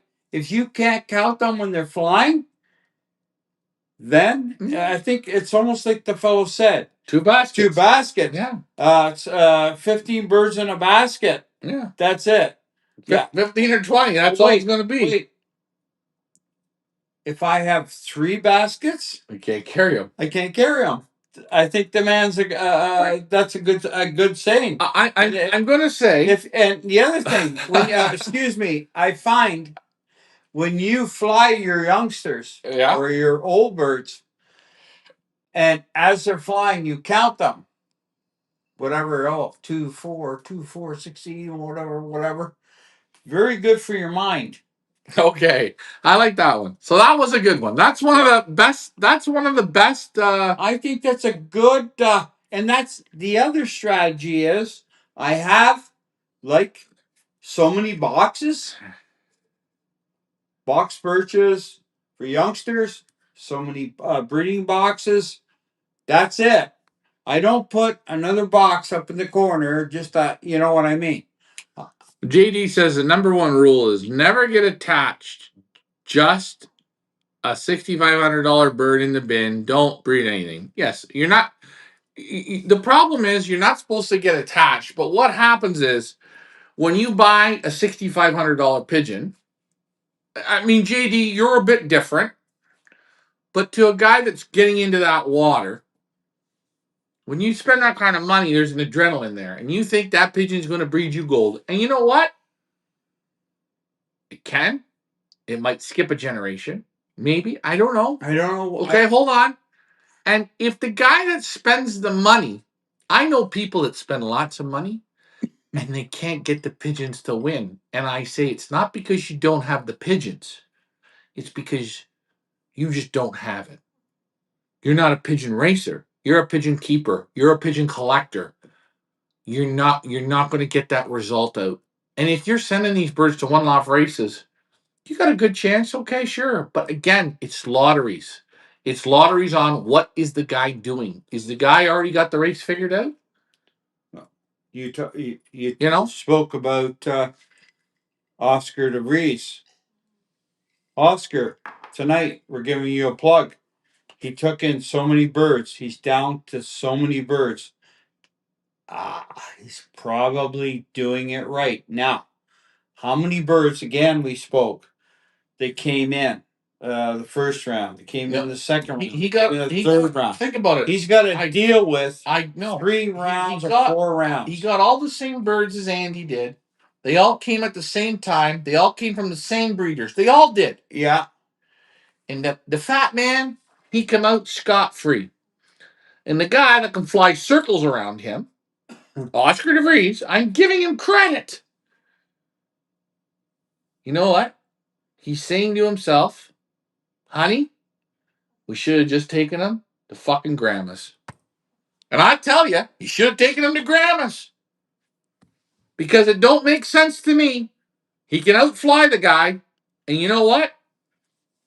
Those pigeons are making him look like a real pile of shit. Where his loft is, he's right north of whatever. Andy's. Whatever. Got a nice area.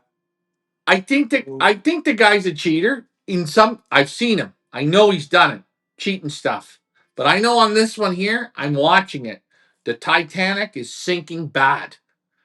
The only way for him to stop the sinking, if you're watching, just take them to fucking grandma's. That's all you can do. Yeah. Don't do like we did and take 800 birds and fly them down to 55 pigeons because they don't come back.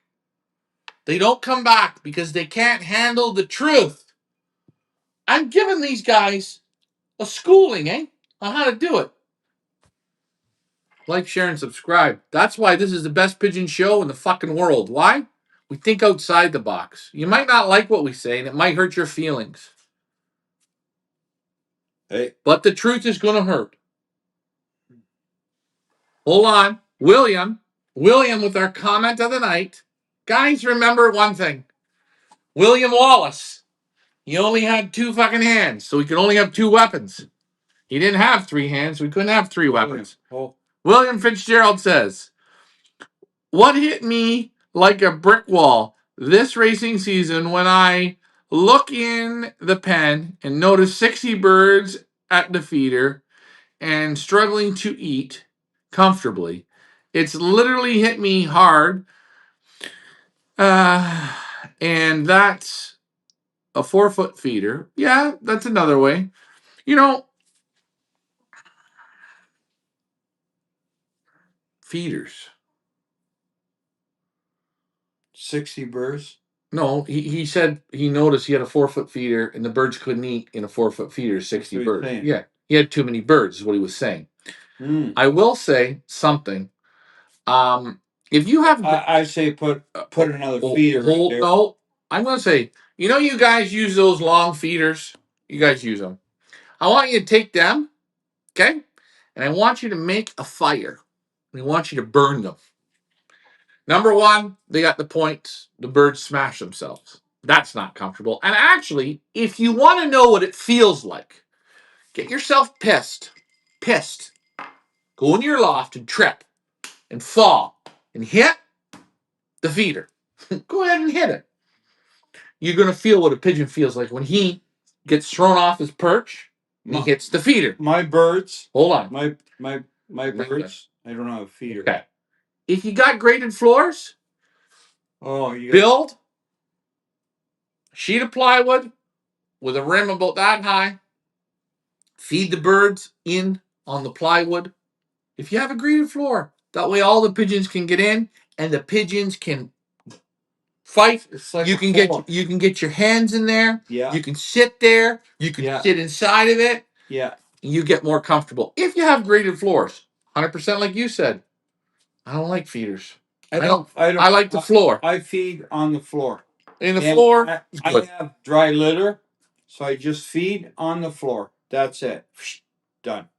Healthy as can be. Oh, healthy pigeons shouldn't get lost from a few kilometers away. A loose pigeon's loft line. Lost pigeon's loft line. Hey, I got birds. The hawk comes through. Youngsters. Boom. You got a second round, third round. You let them out. Hawk comes through. You lose them, right? I get what you're saying. I get what you're saying, but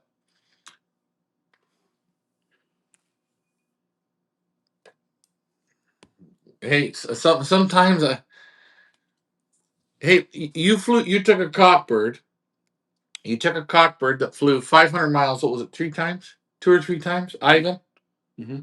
You took him one time, I remember being a little boy. We took him 60 miles on opposite direction with young birds. And this cock flew 300 miles. Yeah. Hold on. Yeah, the red cock. Red cock. Yeah. He flew 300 or 500 miles 3 times. He was wait a minute. Leave it. Let me just continue. I just want to make this quick. Just think you had him in with the young birds. I remember this.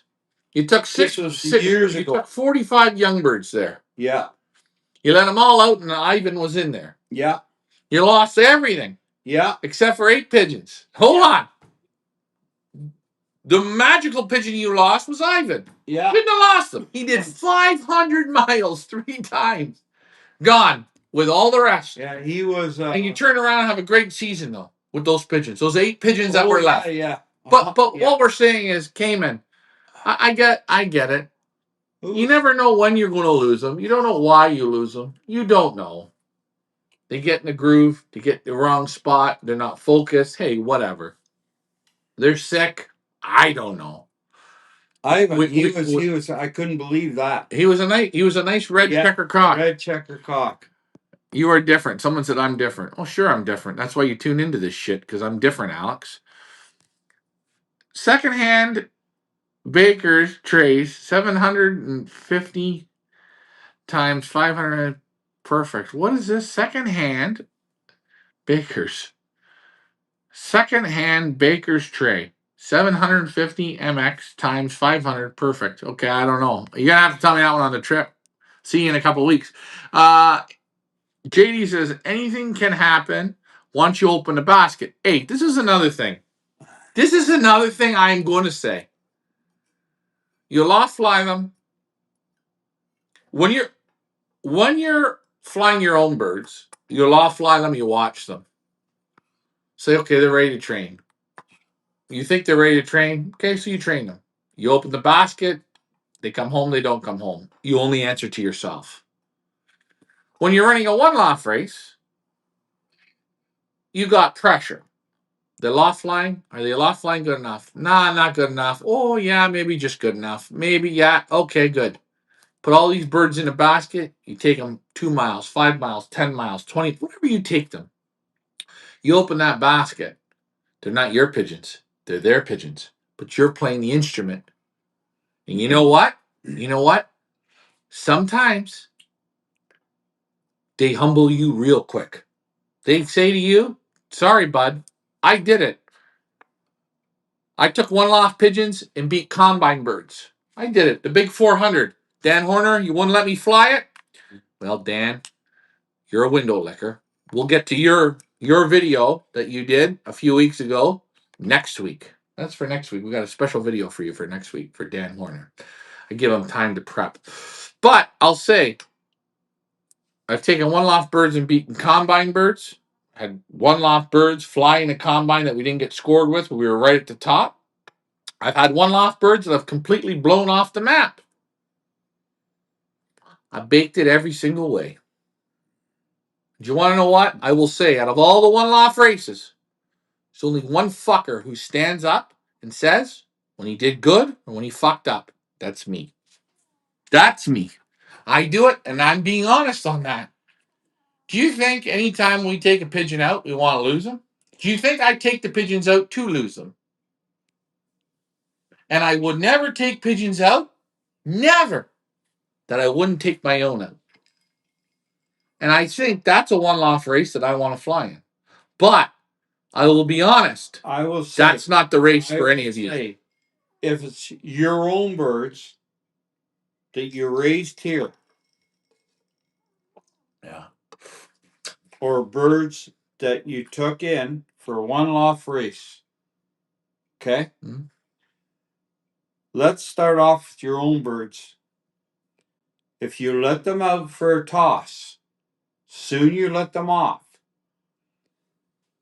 they are not your birds anymore. They're never yours. Until they trap. Yeah. They have a choice in their brain. Yeah, in their brain. Like I had the choice to take them, they have the choice. Yeah. And so if you take other birds in, they have the same choice. That's right. All these choices, right? They are not your birds when you let them out. As youngsters, even every single day you let your old birds out for a toss. Soon they go out. Mm-hmm. They're not your birds till they trap. That's right. And come back. So, but the difference is when they're your own birds and you let your birds out and you say, "Oh, I got that blue bar there. That is such a lazy pigeon, and that checker's so lazy." When they're your own, you just pull them aside and put them in a bin, right? But when you have one loft birds and you have the same problem, but because you have a lot more, maybe you have 50 of those. You say to yourself, if I do what I should do, kill them. The owners that sent me these birds, they get angry. We get no activation, prize money goes down. And maybe they won't come back. So you know what we got to do? We got to keep trying it and keep trying it and keep trying it. And you want to know what? It does not work. But I will say one thing, people. As the gentleman William said, a basket in each hand is all you need. Okay? For pigeons. You do. That's all you really need. And hold on. And the other thing that will help you. I'm going to be a little more professional. I'm going to say one more thing. 2 baskets is all you need for pigeons. And remember, the only person that you talk to, don't talk to people at your club. Talk to the basket. The basket will talk back to you. Play the pigeons. But race them. Yeah. I'm going to ask you a question. Basket never lies. if you want to come on the tour, talk to Patrick Books. from Antwerp. His basket holds 2 baskets, 6 on one side, 6 on the other side. Now, let's talk about pigeon flying. Yes, That's but hold on. What are you talking about? Do you want to know why Patrick is so good? I know. Do you know Because- one of the number one reasons why? Yeah, I know. He learned to play with under 20 pigeons. Yeah. Get down to 12 So, pigeons. I'm saying, William, what's his basket rate? Huh. 15 per basket? I think Patrick breeds about 30 youngsters to race. Okay, that's about 2 baskets. But he doesn't piss around. He calls them hard and he Exactly. plays them. And you know what? As old birds, maybe 6. 6 or 8? Side. Yeah, 6 pigeons, That's it. 8 pigeons. That's And very, do you want me very to tell you strict. something? I watched the video. You know what? He said, I don't keep my old bird team. Oh, I seen it on the video. Watch it. Ryan did a video. Oh, I'm only here to make money. That's it. Well, you know, as Patrick said, and if you think, guys, about how Watch the video. how you have to know these pigeons.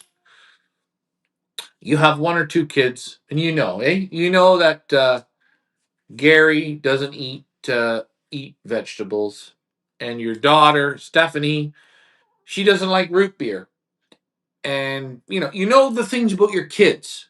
Well, Patrick, he said to me that Sagan is one of his very best pigeons. He liked to eat more than the other cocks. He liked a little bit more. He liked a little bit more. He knew this. He didn't know this if he had 65 cocks, but he knew it because he only had 7 cocks. He knew it because he could study the pigeon deeper. Get deeper into that damn pigeon. What does he like? He likes when I rub him on the chest. He likes when I flip his bowl over. He likes it when I talk to him, when I fight with him. He likes it when I take all the birds out of the loft. He likes it. But you only learn this when you have a number that you can control. More is not better. Less is more. But most of you pigeon men, we're all guilty of this. I gotta have an army. I gotta have 100 birds. I gotta have 200 birds. I gotta have 400 birds. You're gonna have a nice big army flying, and you're gonna feel good. Balls are big. You're feeling great. And by the end of the season, you're not gonna have the results you want. You're gonna be down to maybe what you can manage, and that won't even be right. But it'll take you years before you realize it. It's going to be like you'll never think about it. No, and it's very hard.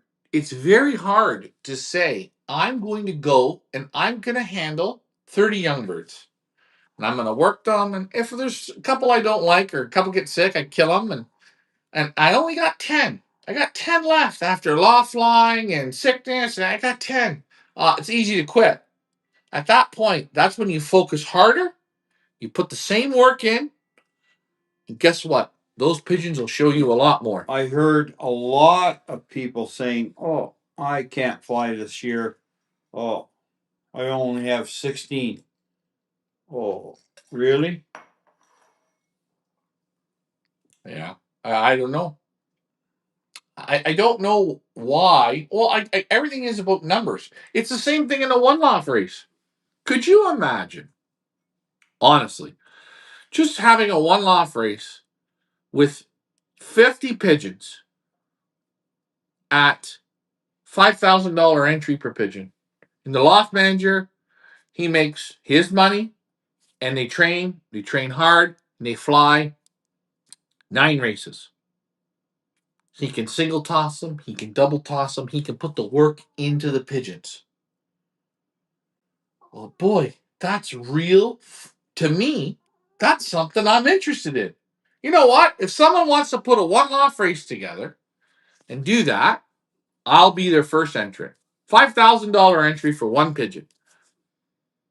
Each guy puts one pigeon in. You can only take 50 pigeons.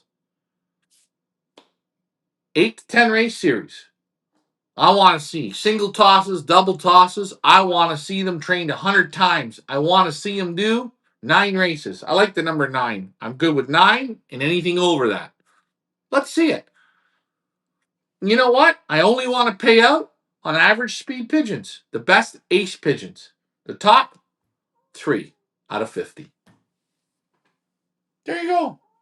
And by the way, the breeder, out of the $5,000 I send, the breeder keeps $1,000 for himself. 50 breeders? Wait, 50 breeders send him $5,000 each. He makes what? 50 grand for a summer. That's worth it. Pays for his fuel, pays for his time, pays for him to give me his very best. What do you guys think? William says the crate talk to you right back. Pigeons will talk to you without speaking if you pay attention. Well, yeah, most people don't. Van Zoren, I will be at his place. Someone asked if we're going to do an auction. Yes, we're going to get deeper with Van Zoren. We're going to pick even harder this time. We will have combination Van Zoren at Feathers Elite Pigeon Auctions.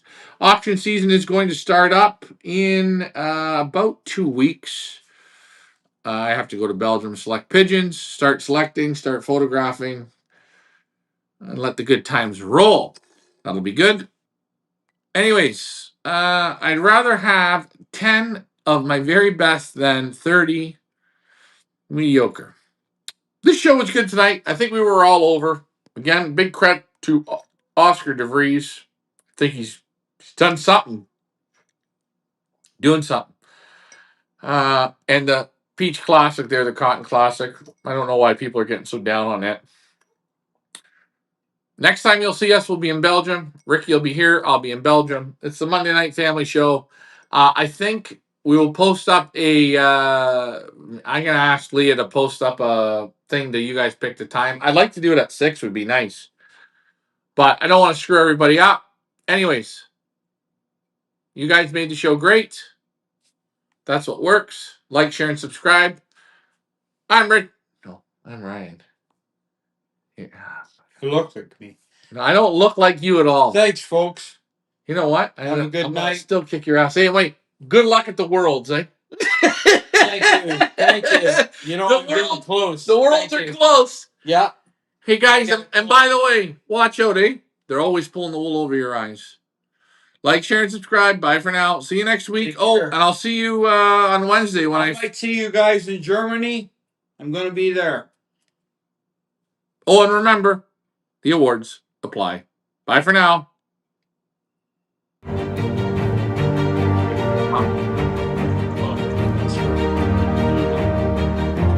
Sitting on that chair is hard, eh? For 3 hours to cheer. I'll do it tomorrow. That was a pretty good show.